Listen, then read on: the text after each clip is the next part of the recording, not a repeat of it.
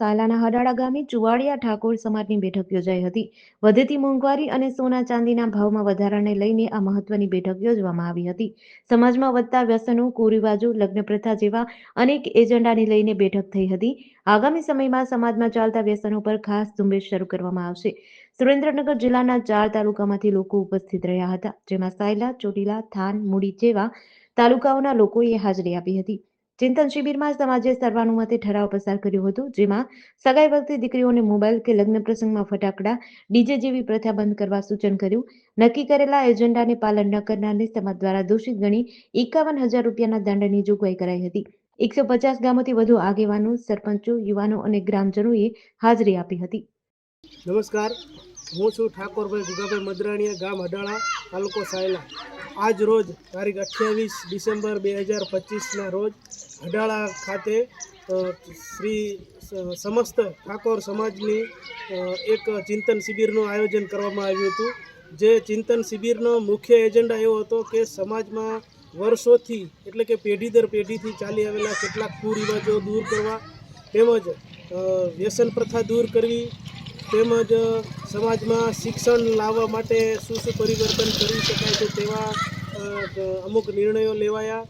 ત્યારબાદ જે લગ્નમાં અમુક જે બિનજરૂરી વ્યવહારો ચાલે છે, જેમ કે લગ્નમાં દહેજ પ્રથા છે, સોના ચાંદીના દાગીના વધારે પડતા જે લેવામાં આવે છે, તેમાં અંકુશ લાવવા માટેનું એક મહાસંમેલન હતું, જેમાં સાયલા, ચોટીલા, મૂળી, થાન તાલુકાના મોટી સંખ્યામાં આગેવાનો ઉપસ્થિત રહ્યા હતા અને આ કાર્યક્રમને સફળ બનાવવા માટે બધાએ ઝુંબેશ ઉપાડી હતી, જે આજે સફળ રહી હતી.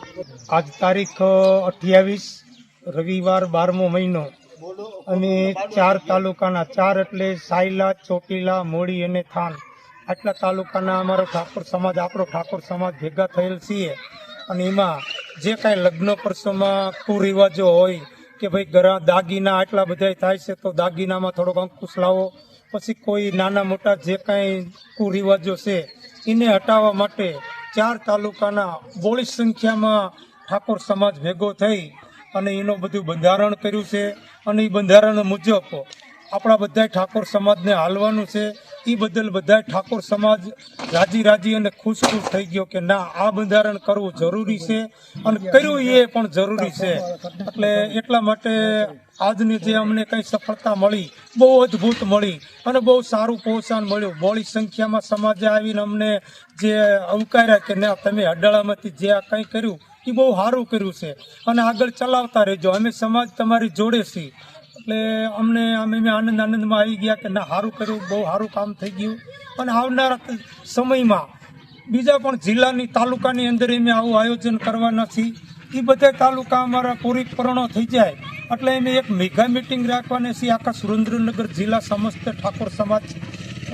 પછી અમે જે કાંઈ આ નિર્ણય છે એના બધાના એકદમ લેખિતમાં એજન્ડા બંધારણ કરશું કે ભાઈ હવે આની અંદર કોઈ ભંગ કરે એના અમુક ટકા કે અમુક નિયમ બાંધશું કે આટલો દંડ કરવો કે આનું શું કરવું શું ન કરવું. એ જ્યારે મેગા મિટિંગ થશે એની અંદર અમે નિર્ણય લઈશું. GDC ન્યૂઝ સાથે રણજીત ખાચર, સાયલા.